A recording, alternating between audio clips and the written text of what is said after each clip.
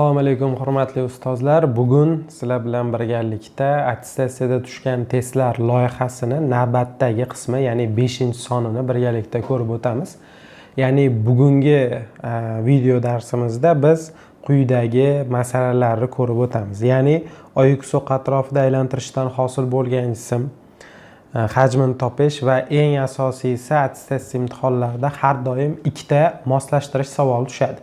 Bittasi algebra qoidalariga oid bo'lgan, ikkinchisi esa geometriya qoidalariga oid bo'lgan moslashtirishlar. O'shalardan bitta ko'ramiz. Xo'p, undan keyin ko'p hadlarga doir quyidagi misolli yechimini ko'rib o'tamiz va yana bir tushgan ko'pchilikka qiynagan savollardan biri uchburchakli piramidani ichiga silindr ichki chizilganligiga doir misolni ko'rib o'tamiz. Kombinatorikaga oid eng qisqa masofani necha xil usulda bosib o'tishga doir masalani ko'ramiz. Xuddi mana shu rasmdagi savol ham attestatsiya imtihonida 2026-yil bahorgi attestatsiya imtihonida ko'pchilik ustozlarni qiynab qo'ygan. Va mana shu attestatsiya imtihonida yangilik bo'lib kirgan uzluksizlikka doir savollarni ham birgalikda tahlil qilamiz. Kesimga, ya'ni tekislikka yuzasini topishga doir masalamiz bor. Undan tashqari ehtimollar nazariyasiga doir o'zi bahorgi attestatsiyada hammani qiynagan mavzular bu ehtimollik, kombinatorika va kesimlar bo'ldi. Biz aynan o'sha mavzulardan misollarni kiritdik. Keyingisi ko'p xat berilgan bo'lsa, Newton binomiga ko'ra ochib chiqish orqali yechiladigan misollarimiz bo'ladi. Ya'ni bugun 30-40 daqiqa davomida mana shu turdagi misollarni sizlar bilan birgalikda tahlilini ko'rib chiqamiz. Xo'p, navbatdagi bizda darsimiz, o'tgan video darsda so'ragan edik, izohlarda eng ko'p yozilgan mavzu sifatida so'ragan edik va bu mavzuyimiz bizda xudo xohlasa ko'p hadlar mavzusi bo'ladi. Xo'p, boshladik. Tushgan savol, agar mana shu savol kimga tushgan bo'lsa izohlarda yozib ketsangiz bo'ladi. Bizda 2,5 va 3,7 oraliqda berilyapti. Ya'ni x'imiz 2,5, y'imiz 3,7 oraliqda bo'lsa, oyoq so'q atrofida aylantirishdan hosil bo'lgan jism hajmini so'rayapti. Keling, dastlab o'sha hamma tushunadigan tilda grafikini chizib olamiz. O'zi asli qayerni bizdan so'rayapti.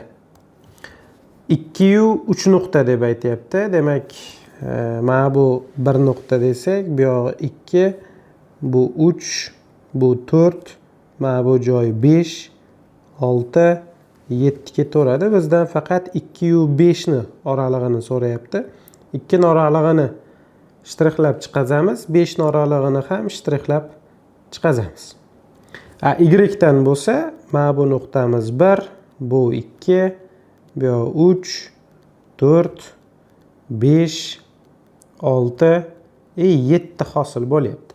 Endi buni shtrixlab chiqazadigan bo'lsak, 3 dan boshlanar ekan, 7 gacha davom qilar ekan. Mana shu joyni OX o'qi atrofida, bu yoqni X o'qi desak, mana bu joyimiz bizda Y o'qi bo'ladi. Mana shu atrofida 360 gradusga aylantirishdan hosil bo'lgan jismning hajmini so'rayapti. E'tibor beradigan bo'lsak, bu yerda ikkita to'g'ri to'rtburchak bor deb olamiz. Mana bu joy A nuqta, bu yoq B, bu yoq C, bu yoq D. Mana buni A1, buni B1 deb oladigan bo'lsak. Birinchi o'sha katta ABC uchburchak ABCD uchburchakka qaraydigan bo'lsak, tomonlarimizni uzunligi qanday bo'ladi? Ya'ni bu yoqda silindr hosil bo'lyapti, mana. Silindrga e'tibor beringlar. Ya'ni to'g'ri to'rtburchakka oyoq so'q atrofida aylantirsak silindr hosil bo'ladi. Buni hajmini qanday topamiz? Radiusimiz 7 bo'lyapti. Balandligimiz esa bizda 1, 2, 3 hosil bo'lyapti. Demak, hajm pi r kvadrat 49, balandligimiz 3 ga teng ekan. Endi shundan bizga kerak bo'lgan holatni topishimiz uchun mana bu pastdagi qismni aylantirganimizdagi hajmni olib tashlashimiz kerak. Ya'ni bu yoqda radius 3 ga teng, balandlik ham 3 ga teng. Va 1 ni topmoqchi bo'lsak, pi r kvadratimiz 9, balandligimiz 3. Endi chiqqan javoblar bir-biridan ayirishimiz kerak. 49 karra 3 karra pi ayrilgan pi karra 9 karra 3. Shunda bizda 40 karra 3 pi, ya'ni 120 pi ga tengligi kelib chiqyapti. Berilgan chegarali sohani OX o'q atrofida aylantirishdan hosil bo'lgan jismning hajmini topish. Shu turdagi misollar keladigan bo'lsa, OX o'qiga yopishib turgan holatida aylantirishdan hosil bo'lgan jismning hajmini topish osonroq, lekin qandaydir birlik masofada joylashgan bo'lsa, uni topishimiz uchun ikkita hosil bo'ladigan silindrni bir-biridan ayirib tashlashimiz kerak bo'ladi. Keyingi savolimiz mulohazalarga oid. Har doim ko'pincha 90% da attestatsiya imtihoniga kirsangiz, birinchi savol mana shu ko'rinishdagi savol bo'ladi. Va 22-savol geometriya, bilasizlar, 1 dan 21 gacha algebra, 22 dan 35 gacha geometriya hosil bo'ladi. 22-savolda esa xuddi shunaqa moslashtirish, faqat savollar geometriyaga oid bo'ladi. Ya'ni aniq 35 ta savol ichida ikkitasi moslashtirish keladi. Bu algebraga oid, xudo xohlasa keyingi video darslarimizda sizlar bilan birgalikda geometriyaga oid video darsda mana shu moslashtirishni ko'rib o'tamiz. Demak, birinchi savoliga e'tibor qaratadigan bo'lsak, sonning raqamlari yig'indisi 3 ga bo'linsa, u son 3 ga bo'linadi. 3 ga bo'linish qoidasi keltirilyapti. Demak, buni to'g'ri deb to'g'rini oldiga plyus qo'yib qo'yamiz. Ikkinchisi, quyidagi tenglik o'rinlimi? Dastlab shuni pastdan yozib oladigan bo'lsak, mana bu s logaritm b asosiga ko'ra x darajasiga chiqadi. Logaritm b asosiga ko'ra x s qo'shilgan.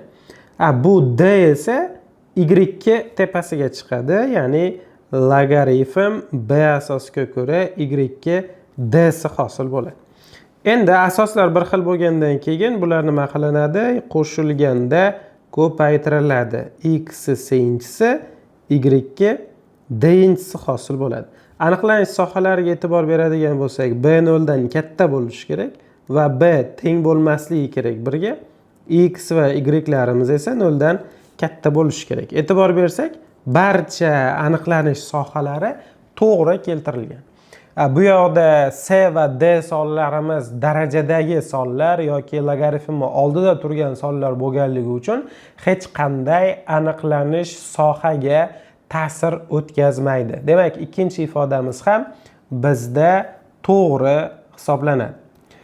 Uchinchisi, tangenisi x dan hosil oladigan bo'lsak, -1 taqsim kosinus kvadrat x deb berilgan. Bu noto'g'ri, ya'ni tangenisidan hosil olganimizda oldida hech qachon minus bo'lmaydi. Aksincha, tangenisidan hosil olganimizda oldida minus keladi. Demak, birinchi, ikkinchi ifodamiz to'g'ri, uchinchi ifodamiz esa noto'g'ri ekan.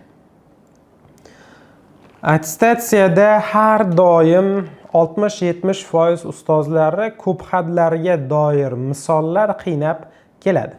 Chunki har doim bu mavzular keladi. O'zi e'tibor beradigan bo'lsangizlar, ma'lum bir mavzular bor, har doim savollar tushadi. Aynan o'shalardan biri bu ko'p xat hisoblanadi. E'tibor beradigan bo'lsak, quyidagi ko'p xat berilyapti va bizdan jumlalariga e'tibor berishni so'rab qolar edim. Quyi x ko'p xat berilyapti mana.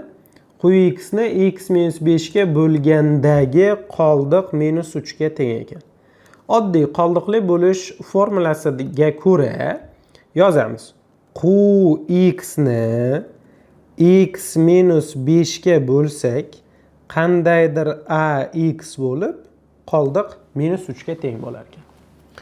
Ana endi keyingi jumlaga e'tibor qaratsak, px ni x-3 ga bo'lsak, qandaydir bx to'liqsiz bo'linma bo'lib, qoldiq 2 ga teng bo'lar ekan. Mana shu joydan Bezu teoremasiga ko'ra yoki bo'lmasa oddiygina x lar o'rniga 5 qo'yadigan bo'lsak, bizda q5 Mana bu ifodamiz 0 bo'lib ketadi. X o'rniga 5 qo'ysak, -3 ga tengligi kelib chiqdi. Endi pastdagi ifodaga ko'ra x o'rniga 3 qo'yadigan bo'lsak, bizda mana bu ifoda 0 bo'lib ketadi. E'tibor bersak, P3 imiz nimaga teng bo'lyapti? 2 ga teng bo'lyapti. Mana shu bizdagi bor ma'lumotlarni o'zimizga chiroyli qilib yozib olish kerak bo'ladi. Ana endi ikkinchi qatorda berilyaptiki, ya'ni masalani boshida x - 5 ni p 4x - 1 ga bo'lganimizda q x + 2 qo'shilgan q - 3 hosil bo'lar ekan. Bundan bitta foydali ish qiladigan bo'lsak, ya'ni x larni o'rniga 5 qo'yadigan bo'lsak, bizda 0 ko'paytirilgan p19 barobar q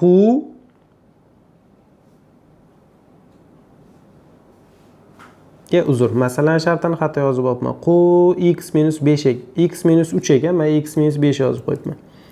X - 3 ekan. Endi x larni o'rniga 3 qo'yadigan bo'lsak, 0 ko'paytirilgan p11 barobar q5 plus q - 3. E'tibor bersak, mana bu tomonimiz 0 bo'ladi, sababi ko'paytuvchilar orasida 0 qatnashyapti. Ikkinchi ifodamiz ham demak nimaga teng bo'lishi kerak? 0 ga teng bo'lishi kerak. q5 - 3 ga teng. O'rniga qo'yadigan bo'lsak, -3 plus q - 3 0 ga teng desak, q ni topsak 6 chiqadi. Bizdagi bor ifoda x - 3 ko'paytirilgan p 4x - 1 barobar q x plus 2 plus 6 - 3 hosil bo'lyapti. Endi qiladigan ishimiz nima bizda? Q 3 ni so'rayapti. X lar o'rniga 1 qo'ysak, nimaga 1 qo'yapman? Chunki q 3 ni so'rayapti. X o'rniga 1 qo'ysak, q 3 hosil bo'ladi. -2 ko'paytirilgan p 4 kara 1 4, 1 ayirsak 3 hosil bo'ladi. Barobar q3 qo'shilgan 3 hosil bo'lyapti. P3 2 ga teng. Mana bu joyda topib oldik. O'rniga qo'yadigan bo'lsak, -4 q3 plus 3. Bundan q3 topadigan bo'lsak, bizda javob -7 ga tengligi kelib chiqadi. Agar shu masalani pauzani bosib turib boshqatdan qayta ishlay olsangiz, siz masala mohiyatiga to'liq yetgan bo'lasiz. Agar mana shu ko'p xatlariga doir misollardan ko'proq ishlamoqchi bo'lsangiz, sizga quyidagi kitobni tavsiya qilaman. Bu maxsus dastur 1.0 kitobi oldingi kursimizda ustozlar bilan ishlab chiqqan barcha 3000 dan ortiq misollarimizni tahlillari bilan, leksiyalari bilan qo'llagan metodlarimiz va qo'llanmalarimizni bitta kitob qildik. Va bu kitobda attestatsiyaga mos 47 ta, spesifikatsiyaga mos 47 ta mavzu bor. Mana shu 47 ta mavzuni har bir qismi 2 ta qismdan iborat. Ya'ni ma'ruza va leksiya. Ma'ruzada mavzu ham tushuntirilgan, leksiyada misollari bitta-bitta tahlili ham bor. Ya'ni ma'ruza qismida 35 ta misol, leksiya qismida 35 ta misoldan iborat va eng kerakli joyi, masalan, oddiy bitta ko'p xadlar mavzusini ochadigan bo'lsak, mana 7-mavzusi ko'p xadlar. Xo'p, ma'ruza testi turibdi. Ma'ruza testini to'liq yechib chiqasiz yoki birinchi ma'ruzani ko'raman desangiz, ma'ruza testini shunda orqasida uni QR kodi joylashgan. Ya'ni mana shu QR kodda agar siz skaner qiladigan bo'lsangiz, sizga misollarni 35 tasini yechimidan tashqari, ma'ruza qismidagi yechimidan tashqari shu mavzuni tushuntirilgan videolari ham kelib chiqadi. Ya'ni siz bemalol kitobni dastlab ma'ruza sifatida to'liq ko'rib olib, undan keyin esa misollarni eshitsangiz bo'ladi. Misollarni yechgandan keyin vazifa testi turibdi. Mana shu vazifa testi orqali ham bunda ham 35 ta testi bor va oxirida javoblari bilan birga video tahlili ham bor. Aynan skaner qilib turib shu mavzuga doir qo'shimcha misollarni yechishingiz mumkin. Bu kitobni qayerdan olasizlar? Bu savolga ham javob berib o'tib ketaman. Uzun marketga kirib, poisk beradigan joyga maxsus dastur deb yozsangizlar, o'sha joyda chiqadi. Bemalol sotib olsangizlar bo'ladi. Bu kursni ixtiyoriy onlayn ta'limda tayyorlanayotgan ustozlarga ham tavsiya qila olamiz. Sababi bemalol ularga beradigan vazifasidan tashqari qo'shimcha misol yechmoqchi bo'lsangiz, deylik, aynan ko'p xatlar mavzusida mavzu o'tdingizlar, undan keyin siz qo'shimcha misol yechmoqchisiz. Attestatsiyaga mos bo'lgan qo'shimcha misol yechmoqchi bo'lsangiz, sizga mana shu dasturni tavsiya qilib qolamiz. Xo'p, keyingi misolimiz bu muntazam uchburchakli piramidaga silindr ichki chizilganiga doir misol bo'lyapti. Savolni sharti bilan chizmasiga e'tibor qaratadigan bo'lsak, bu yerda hech qanday qirralariga urinib qolmagan. Chizmada shunaqa ko'rinayotgan bo'lishi mumkin, lekin piramida ichiga silindr chizganimizda hech qanaqasiga, hech qachon uning qirralariga tegmaydi, faqat yon devorlariga tegishi mumkin bo'ladi. Xo'p, masala shartiga e'tibor beradigan bo'lsak, muntazam uchburchakli piramida, demak uni asosi muntazam uchburchakdan iborat. Uning pastki asosi, piramida asosi ABCDda yotadi, ya'ni silindrning asosi ABCDda yotadi deyapti. Silindr yuqori asosi yon qirrasi va asos orasidagi burchak 45 gradusga teng deyapti. Ya'ni bu yerda qaysi burchakni nazarda tutyapti, tushuntirib o'tib ketaman. Mana bu ikkalasi orasidagi burchakni 45 gradusga teng deb aytyapti. Ya'ni mana bu burchagimiz bizda 45 gradusga teng ekan. Demak, uchidan bitta balandlik tushiradigan bo'lsak, aynan balandligimiz ham bizda teng bo'lib qoladi, chunki bu 90 gradus ostida tushadigan bo'lsa, uchidagi burchagimiz ham 45 gradusga teng bo'ladi. Uchburchak ikki tomonini A deb belgilab oladigan bo'lsak, mana bu asosimiz, buni O desak, OA masofa tashqi chizilgan aylana radiusiga ko'ra A taqsim ildiz 3 ga teng bo'ladi.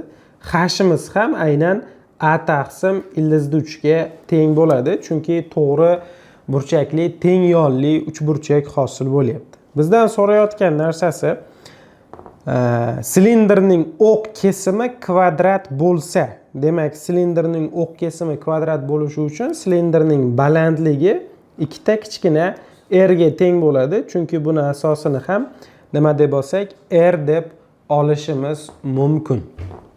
Xo'p, bizdan so'rayotgan narsasi piramida hajmi va silindr hajmlari nisbatini toping. Piramidani hajmi 1/3 S asos ko'paytirilgan h desak, silindrning hajmi pi r kvadrat ko'paytirilgan balandligimiz ham bizda 2r ga teng bo'ldi. Mana shularni nisbatini so'rayapti. Xo'p, buning uchun birinchi nima qilamiz? Dastlab shuni aniqlab olishimiz kerak. Balkim chizmada yaxshi ko'rinmayotgan bo'lsa, men pastdan chizmani boshqatdan chizib ko'rsataman. Aynan qaysi devorlarga urinyapti, qanday o'tyapti, buni yaxshiroq tasavvur qila olsak, misolni qiynalmasdan yecha olamiz deb o'ylayman. Mana tepada xo'sh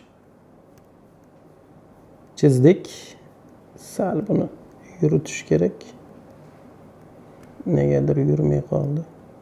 Mana. Xo'p, endi yon qirralarini o'tkazamiz.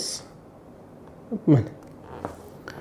Xo'sh, e'tibor beradigan joyimiz mana bu burchagimiz bizda 45 gradusga teng. Bu A taqsim ildiz 3 ga teng bo'lsa, Xo'p, mana bu yoq bizda 2 ga teng bo'ladi. Bunaqasiga o'tkazsak, bu markaz bo'lsa, bu yoqqa qarab. Xo'p, endi nima qilamiz? Xo'p, bitta narsaga e'tibor berib olishimiz kerak. H-ni topdik. A taqsim ildizli 3 ga teng ekan. Mana bu yoqqa keltirib qo'yaylik. 1 taqsim 3. Asosimiz muntazam uchburchak bo'lgandan keyin a kvadrat ildizli osti 3 taqsim 4. Balandligimiz a taqsim ildizli 3 ga teng.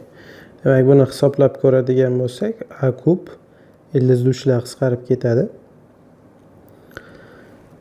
Mahrajimiz 12 ga teng bo'ladi. Yaxshi. Endi mana bu R silindr bo'lsin. Bilmaymiz-ku. Bunda o'tkazadigan bo'lsak, mana bu asosimiz R silindrga teng bo'lsin. Shunda mana bu balandligimiz 2R silindr bo'ladi muntazamligidan. Xo'p, to'liq balandlik h ga teng bo'lsa, bu yoq h minus 2R silindrga teng bo'ladi. Mana bu urinadigan joyimiz ham bizda R silindr hosil bo'ladi. O'xshashlikdan foydalansak, h minus 2R silindrni, ya'ni balandlikka to'liq h ga nisbati R silindrni bu yoqqacha bo'lgan masofa ichki chizilgan aylanma radiusi bo'ladi. A taqsim 2 ildizli 3 ga teng bo'lib qoladi. Proporsiya qilib yuboradigan bo'lsak, bizda quyidagi ifoda hosil bo'ladi. Ya'ni h minus 2R silindr ko'paytirilgan a taqsim 2 ildizli 3 h ko'paytirilgan R silindr hosil bo'ldi. H'imiz nimaga teng? A taqsim ildizli 3 ga teng. O'rniga qo'yamiz. H minus 2 R silindr ko'paytirilgan A taqsim 2 ildizli 3 barobar H ko'paytirilgan R silindrimiz bizda ya'ni H o'rniga A taqsim ildizli 3 qo'yadigan bo'lsak, bu yoqda R silindr hosil bo'ladi. A taqsim ildizli 3 lar qisqarib ketdi. H minus 2 R silindrni topsak, mahrajdagi 2 bu yoqqa ko'paytirib yuborsak, bizda 2 R silindr hosil bo'ladi. H topsak 4 R silindrga teng ekan. Bundan R silindrni topadigan bo'lsak, H taqsim 4. Mana bular R silindrdan demak 2 pi R kub, ya'ni silindr kubi hosil bo'lyapti. Uni o'rniga H taqsim 4 qo'yadigan bo'lsak, 2 pi H kub taqsim 64. H bizda A taqsim ildizli 3 ga teng bo'lsa, H kubimiz A kub taqsim 3 ildizli 3 hosil bo'ladi. O'rniga qo'yamiz.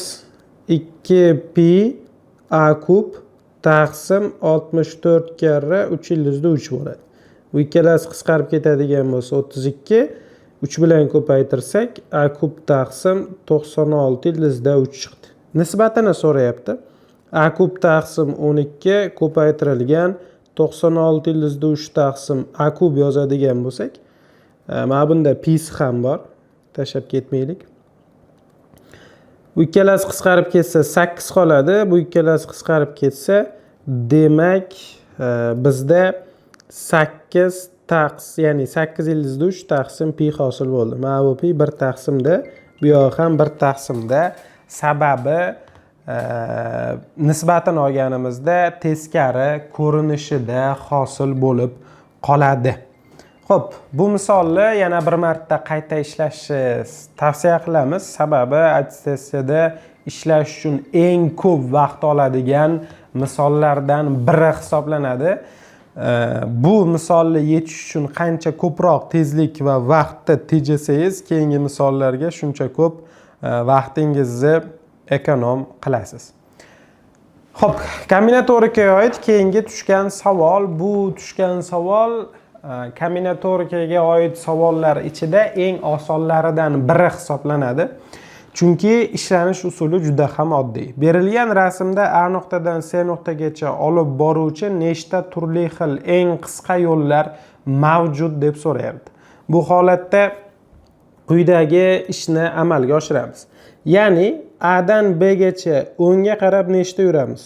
O'ngga qarab yurdik. Shunga bitta P harfini qo'yib ketavering. O'ngga qarab yuryapmiz mana. Mana yana o'ngga qarab yurdik. Bu yoqqa ketayotganimiz tepaga qarab. T, T, T. Bundan kelib chiqadiki, jami A'dan B'gacha necha xil usulda borishimiz mumkin. Shuni ko'ramiz. Demak, jami yo'lni hisoblaydigan bo'lsak, bunaqasiga 4 ta ketak, nariga 3 ta ketak. Jami 7 ta ketak, 7 faktorial. Shuni bo'lamiz 4 faktorial karra 3 faktorialga. Eslasangiz, harflar yordamida, ya'ni so'z beradida, shu harflar yordamida nechta so'z hosil qilish mumkin degan savollar bor edi. O'sha savollarda bir xil harflari bir xil faktoriallarga bo'lar edik. Ya'ni bu yerda 4 ta p qatnashyapti 4 faktorialga, 3 ta t qatnashyapti 3 faktorialga bo'lyapmiz. Umumiy hisoblaydigan bo'lsak, demak 7 faktorial bilan 4 faktorialni qisqartirsak 5 kara 6 kara 7 hosil bo'ladi. Pastda 3 faktorial 6 ga teng, demak 35 xil variant bor ekan. E'tibor beraylik, A dan B ga borish uchun 35 xil variant bor. B dan C ga borish uchun necha xil variant bor? Buni hisoblaydigan bo'lsak, bu yoqqa bitta P, ikkinchi P. Tepaga hisoblaydigan bo'lsak, bitta T, ikkita T. Demak, jami 4 ta yo'l bor, 4 faktorial. P dan 2 ta, T dan 2 ta. Tepa 1 kara, 2 kara, 3 kara 4 bo'lsa, mahrajimiz 1 kara, 2 kara, yana 1 kara 2. Bular qisqarib ketsa 6 hosil bo'ladi. Demak, B dan C gacha 6 xil usul bor ekan. Umumiy holatda A dan B ga borish yo'llarini topmoqchi bo'lsak, 35 ni 6 ga ko'paytirsak, 210 xil variantda borishi mumkin ekanligi kelib chiqadi. Bu turdagi misollarni ishlashda yana bir marta mashq qilish uchun yuqorida aytib o'tgan kitobimizni tavsiya qilib o'tamiz. Keyingi savol. Attestatsiya imtihonida uzluksiz funksiyalar bahorgi attestatsiyada tushishi kutilayotgan edi va tushdi ham. Sababi spesifikatsiyada aynan mana shu bo'lim bor edi. Kelinglar, mana shu misolni tahlilini birgalikda ko'rib chiqamiz. Uzluksiz so'zini o'zidan quyidagi ifodani yoza olaman. Ya'ni 2x - 4 x teng 0 dagi qiymati -4 ga teng. X kvadrat plus a x teng 0 dagi qiymati nimaga teng bo'ladi bizda? A ga teng bo'ladi. Mana shu ikkalasi teng bo'lishi kerak uzluksiz bo'lishi uchun. Ya'ni a imiz -4 ga teng ekan. Biz qarayotgan funksiyamiz fx ni quyidagicha yozib olamiz. Sistema 2x - 4 x kichik 4 dan x kvadrat -4, chunki a ni topdik. Bu bizda x katta yoki teng 0 dan hosil bo'ladi. Berilayotgan integralni ikkita oraliqda ajratib olamiz. Ya'ni -2 fx plus 4 dx ayrilgan integral -2 fx dx hosil bo'ladi. Ikkinchi qismni hisoblash muammo emas. Birinchi qismni hisoblab olishimiz uchun quyidagi belgilash kiritamiz. Ya'ni x plus 4 ni t deb oladigan bo'lsak, x imiz -2 bo'lganda, -2 plus 4 ga ko'ra t imiz 2 qiymatni qabul qiladi. Agar x ga 2 degan qiymatni qo'yadigan bo'lsak, x plus 4 barobar t da x 2 ga teng bo'ladigan bo'lsa, 6 qiymatni qabul qiladi. Ya'ni chegaramiz 2 dan 6 gacha fx ga o'zgaradi. dx ayrilgan -2 dan 2 gacha fx dx hosil bo'ladi. Endi sizda savol tug'ilishi mumkin. X plus 4 edi-ku. To'g'ri. Biz x plus 4 ni t deb belgilaganimizdan keyin 2 dan 6 gacha ft dt deb yozsak bo'ladi. T'lar o'rniga x qo'yib yuborsak 2 dan 6 gacha fx dx hosil bo'lib qoladi. Ya'ni ifodada x keladimi, a keladimi, z keladimi, baribir bir xil qiymat chiqadi. Shuning uchun t deb belgilaganimiz o'rniga t'larni x ga aylantirib olsak, yana quyidagi ifodaga kelib qoladi. Endi qiladigan ishimiz 2 dan 6 gacha oraliq. 2 dan 6 gacha oraliqqa e'tibor qaratadigan bo'lsak, bu bizda ikkinchiga tushadi. Ya'ni 2 dan 6 gacha fx'imiz x kvadrat minus 4 dx bo'lsa, bu bizda x kub taqsim 3 minus 4x 2 dan 6 gacha. 6 ni qo'ysak 216 taqsim 3 ayrilgan 24 minus 8 taqsim 3 qo'shilgan ayrilgan 8 bo'ladi. 216 ni 3 ga bo'lsak 72 ayrilgan 24 minus 8 taqsim 3 plus 8. 48 ga 8 ni qo'shsak 56, 8 taqsim 3 ayirsak, ya'ni 2 butun 3 dan 2 ni ayiradigan bo'lsak, bizda 53 butun 3 dan 1 hosil bo'ladi. Birinchi ifodani topdik. Endi ikkinchisiga e'tibor qaratamiz. Ikkinchisida ozgina oraliqqa e'tibor berishimiz kerak. Ya'ni minus 2 dan 0 gacha, 0 dan kichkina holatda 2x minus 4 dx qo'shilgan 0 dan 2 gacha x kvadrat minus 4 dx. Bundan boshlang'ich olsak, x kvadrat minus 4x ni minus 2 dan 0 gacha 0 da hisoblasak 0 hosil bo'ladi. Minus 2 ni qo'yadigan bo'lsak 4 plus 8. Demak, bu bizda minus 12 ga teng. Ikkinchi holatda x kub taqsim 3 minus 4x ni 0 dan 2 gacha hisoblasak 8 taqsim 3 ayrilgan 8 hosil bo'ladi. Endi ikkala chiqqan javobni bir-biriga qo'shishimiz kerak. 53 butun 3 dan 1. O'rtasi minus ekan. Ayirishimiz kerak 8 taqsim 3, qo'shishimiz kerak 8. Ya'ni 53 butun 3 dan 1 dan 2 butun 3 dan 2 ni ayirib 8 ni qo'shishimiz kerak bo'ladi. Ikkalasini bir-biridan ayiradigan bo'lsak, bizda 50 butun 3 dan 2 hosil bo'ladi. Shunga 8 ni qo'shadigan bo'lsak, 58 butun 3 dan 2 ga tengligi kelib chiqadi. Xo'p, eng asosiy narsa bu yerda mana shu ifoda. Mana shuni fx ko'rinishida bog'lab olish. Agar siz shu to'rtburchakka olgan ifodamni mag'ziga tushungan bo'lsangiz, olib kelishga tushungan bo'lsangiz, keyingi misollarda umuman qiynalmaysiz. 58 butun 3 dan 2 chiqdi-yu, mana bu joyda minus 12 bor. Shuni ham ayirib yuborishimiz kerak. 58 butun 3 dan 2 ayrilgan. Hisoblamabmiz buni. Shunda 70 butun 3 dan 2 hosil bo'ladi. Xo'p, keyingi savolimiz ehtimollikka doir. 2026-yil bahorgi attestatsiyada ko'pchilik ustozlarimizni aynan mana shu misol ham ancha qiynab qo'ydi. Masalani shartini ko'rib, odamni to'g'risini aytsa, keyingisiga o'tib ketgisi keladi agar imtihonda bo'ladigan bo'lsa, chunki tushunib olish uchun 2 minut yoki 3 minut juda ham kamlik qilib qoladi. Ali, Behruz, Usmon quvlashmachoq o'ynashmoqda. Har gal bitta o'yinchi boshqasini quvlaydi. Tanlash ehtimolliklari. Ali boshlasa, u 60% ehtimollik bilan Behruzni. Demak, Ali boshlasa, Behruzni 60%, ya'ni 0.6. Ali boshlasa, Usmonni 40%, demak 0.4. Agar Behruz boshlasa 80% bilan Alini ushlar ekan, demak 0.8. Behruz Usmonni ushlashi mumkin, faqat 20% da 0.2. Agar Usmon boshlaydigan bo'lsa, 40% da Alini ushlar ekan, ya'ni bu 0.4.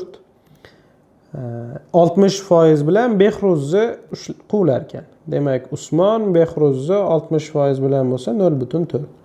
Masala shartiga e'tibor bersak, agar birinchi bo'lib Ali boshlasa, 4-qadamda, ya'ni 4-galda Alining navbati kelishi. Xo'p, masala shartiga e'tibor beramiz. Ali boshladi. O'rtada bu 2-gal, bu 3-gal, 4-galda yana Ali kelishi kerak. Demak, bu yoqda Behruz, Usmon kelishi mumkin yoki bo'lmasa Ali, Usmon, Behruz va yana Aliga qaytib kelishi mumkin. Boshqa variant bo'lmaydi. Chunki 4-galda degan Buni hisoblaydigan bo'lsak, Alidan Behruzga borishi, 0,6 ko'paytirilgan. Behruzdan Usmonga borishi, 0,2 ko'paytirilgan. Usmondan Aliga borishi, 0,4. Demak, 0,8 bo'lsa, ikkalasini ko'paytiradigan bo'lsak, bizda 0,048 hosil bo'ldi. Ikkinchisi, Alidan Usmonga borishi 0,4 ko'paytirilgan. Usmondan Behruzga borishi 0,6 ko'paytirilgan. Behruzdan Aliga borishi, mana Behruzdan Aliga 0,8. Demak, buni hisoblaydigan bo'lsak, 0,6 ni 0,8 ga ko'paytirsak 0,48, 0,48 ni 0,4 ga ko'paytiramiz. Demak, 48 ni 4 ga ko'paytirsak 96 dan 2 ta bo'lib 192 bo'lsa, bu bizda 0,192 hosil bo'ladi. Ikkalasini qo'shamiz, ikkala ehtimolliklarni. Demak, 0,192 ga 0,048 ni qo'shadigan bo'lsak 0,42, ya'ni 0,4 ga teng bo'lar ekan ehtimolligi. Ko'rdingizlar? Masala sharti murakkab ko'rinishi mumkin, lekin mohiyatiga yetib boradigan bo'lsak, ancha oson turdagi masalaga aylanib qoladi. Xo'p, keyingi masalamiz yana Newton binomiga oid. Ko'p hadning ozod hadi 60 ga teng bo'lsa, m taqsim n ni so'rayapti. Ozod hadi bo'lishi uchun m taqsim n, ya'ni x lar yo'qolib ketishi kerak. Bunda qanaqa yozamiz? E'tibor beringlar. M taqsim n ni x ni 4-chisi desak, ya'ni har birini 4-darajasi desak, undan keyingisida n kvadrat x 4-chisi mahrajda m kvadrat hosil bo'lsa, bizda bu yoqda 6x chiqadi. Ya'ni demoqchimanki, m taqsim n x ni 4-chisi va n x kvadrat taqsim m kvadrati desak, mana bu ikkalasi 6 ni beradi va x 4-lari ham qisqarib ketib, C6U2 hosil bo'ladi. Bu ikkalasi qisqarib ketdi. Bizda 6 faktorial taqsim 4 faktorial kerak, 2 faktorial ko'paytirilgan m kvadrat n kvadrat hosil bo'lyapti. Shu 60 ga teng ekan. Bu ikkalasi qisqarib ketsa 15 ko'paytirilgan m kvadrat taqsim n kvadrat 60 ga teng bo'lsa, m kvadrat taqsim n kvadrat 4 ga m taqsim n ni topsak, plus minus 2 ga tengligi kelib chiqdi. Xo'p, demak, biz bugungi, ya'ni 5-sonimizda quyidagi masalalar yechimini ko'rib o'tdik. Eng ustozlarni qiynagan joyi bu ko'p hadlar va piramida ichiga silindr chizilgan masalamiz bo'ldi. Ehtimollar nazariyasiga oid masalamiz bo'ldi. Va shunga o'xshash va shu turdagi misollarni yechish uchun albatta sizga mana bu kitobni maxsus dastur 1.0 tavsiya qilib qolaman. Ya'ni siz attestatsiyaga eng to'g'ri va eng ishonchli spesifikatsiyaga mos bo'lgan baza orqali tayyorgarlik ko'rishingiz mumkin bo'ladi. Har hafta payshanba kuni bizda yutuqli test o'tkazilyapti. Matematika Pro kanalida spesifikatsiyaga mos 35 talik test. Birinchi o'ringa 300 ming, ikkinchi o'ringa, ya'ni 35 tadan 100% yechgan ustozlarimizga 300 ming, orasidan bir kishini tanlab, undan keyingi 20 tadan ko'p 34 tagacha yechgan ustozlar orasidan bir kishiga 200 ming pul mukofoti. Bu testda qatnashish mutlaqo bepul va testni video tahlillari bilan ko'rib olishingiz mumkin. Respublikadan juda ham ko'p ustozlarimiz testda qatnashadi. Ular orasidagi o'zingizning bilimingizni,